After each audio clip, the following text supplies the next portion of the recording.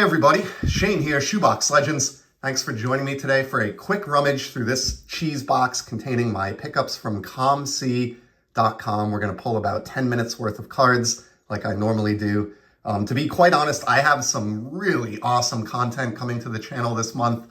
Some big pickups that I've made, huge cards, made a couple big sales and turned those funds into some significant pieces for my collection. I have great gifts here that I've received from members of this community, some more well thought out Negro Leagues videos that I want to get to, and all kinds of stuff like that. It's going to be a great month, but unfortunately for today, just coming off a bout of COVID that really had me wiped out for a few days, and now my wife, Mrs. Shoebox Legends, has it as well. And so between all of that and some other stuff going on, I don't really have the time or energy to get into those today. But I did want to get on and make a video to kick off this short work week for most of us. And so COMC Rummage is what we're going to get. We start off with a Nikita Kucherov. Look at this beautiful blue out of O-Pee-Chee Platinum. This man was the leading point scorer in the NHL last year. So great card there. This is numbered to 149, I believe. Yeah, numbered to 149 on the back. And I haven't shown a lot of hockey. To be honest, I've really been in a baseball mood the past few months, and it's certainly shown on the channel. But the NHL season is right around the corner, so excited for that. And next up, we have a buyback. I'm pretty sure this is the only time you'll see this card today on YouTube. A Frederick Douglass buyback from Allen & Ginter. Originally a 2008 Allen & Ginter card, bought back and stamped and reissued in 2015 to mark the 10th anniversary of that product. So really, really random there, but I love it. Love those A&G buybacks. Here's a cool one, Mookie Betts. This is his 2019 Topps flagship issue, but it's the on-demand 3D release. I've shown these before. They look like, very similar technology to the Kellogg's cards from the 70s, but done even better in my opinion. You can really see how he stands out from the crowd there. These were a 5-year run that existed from 2018 up through 2022. So trying to complete that 5-year run of a couple players, Mookie being one. I'd also like to get the Pujols run of his 5 3D cards. So glad to see that, Mookie. All right, here's some randomness. We had a Frederick Douglass buyback, and now we have a Robin Hood Outlaw card. This is from the 1957 Topps Robin Hood release. Check this card out. Never knew about this card.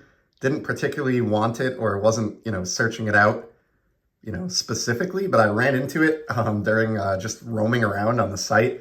It was like $1 or $2, and I love the tale of Robin Hood growing up in the woods, middle of nowhere. My brothers and I were really infatuated with that. I loved the movies, and we'd play Robin Hood for many hours in the woods as kids, and just thought that was a neat one. Actually, we should take a look at the back of that one too before we move on. How cool is that? Card number 13. Love the green. Love the cartoon here. For just totally off the wall, random $1 to $2 pickup. I submit that is a pretty cool card from the 1950s. 57 Robin Hood. I can display that alongside my 57 Hank Aaron or 57 Mickey Mantle, I guess. Here's a cool one. This is a late career Miguel Cabrera, one of the orange foil parallels from 2022 Topps. And these are numbered to 299. And what's cool about this one, it is a team color match for the Tigers. Obviously, orange and kind of that dark blue are the colors, at least that I think about when I think of the Tigers. Miggy's somebody who deserves more hobby love. And as evidence of that, yes, this is a checklist numbered to 299. You can see there, like I said. But, just a great tip of the cap shot here. Miggy achieving 3,000 hits. Was actually talking with a hobby buddy of mine, or a couple hobby buddies recently. It's going to be a long time before we see another 3,000 hit player. That feat is really, really something. So makes me enjoy that card that much more. I picked that up at least a year ago now. I kind of forgot that was in the box, to be honest with you. Let's go in the middle portion, and sweet. How about that? What are the odds? We saw the 2019 3D Mookie Betts hiding behind Robin Hood here. And here is the 2020 iteration. Of course, with that shot that is photoshopped from a Red Sox uniform, but just love these 3D cards. So yeah, 2 out of the 5 Mookie Betts here in this one rummage, 40% of his Topps 3D run. So that's really, really cool. I think I may have all 5 of his at this point, but we'll see. Next up, look at this beautiful red ice Mo Salah from Panini Select. My favorite club, Liverpool. This is from the 2022 Select soccer release. Just a great team color match. And Salah and Liverpool off to a fantastic start in this young Premier League season that's been underway for just about 3 game weeks now. Nobody wants to hear this, but I'm a big Salah fan, so I draft him when I play fantasy soccer, fantasy English Premier League, and did so again this year, and he has been paying dividends for my squad in the early going. So happy to see another Salah come out of the box. We got an oversized one here, and shocker, surprise to nobody, it's going to be a 55 Topps Elvin Tapp catcher for the Cubbies. Let's get this out of its protective case there. We can see it a little bit better. Beautiful card. I feel like I just repeat this every time I show one, but this is basically the condition that I try to go for. Good visual appeal. This one's even centered nicely. Yes, it has soft corners. If I let the light hit it right, there's a little divot right here to the right of his head. I mean, it's not a card that's going to grade a PSA 10, but it's a card that looks, you know, for all intents and purposes, largely like it probably did when it spilled out of the pack, you know, all the way back in 1955, some 27 years before I was even born. But love this set, and still waffling. I need that maze. Had my eye on a great PSA 2 copy, but it sold before I could gather up the funds. And ironically, it ended up going to a hobby buddy of mine.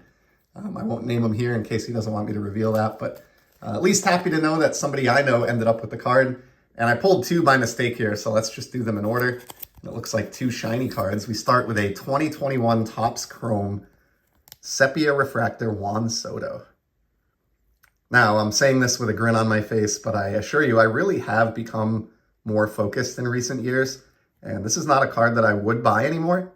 But that being said, I do have a Devers and Soto Z folio, and this will look nice tucked inside there. So this does have a home in the collection, at least.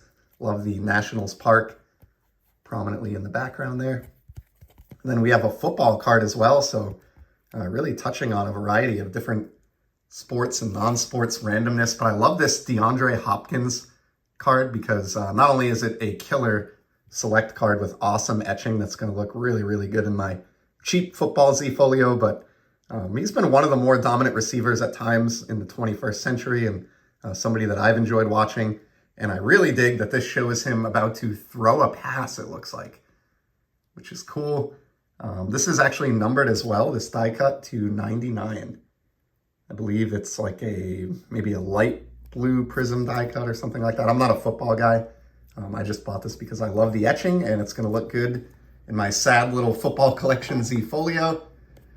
We got our second 1955 Topps card of the episode next, Bob Perkey. And let's take this one out of its case as well, so we can hold that vintage.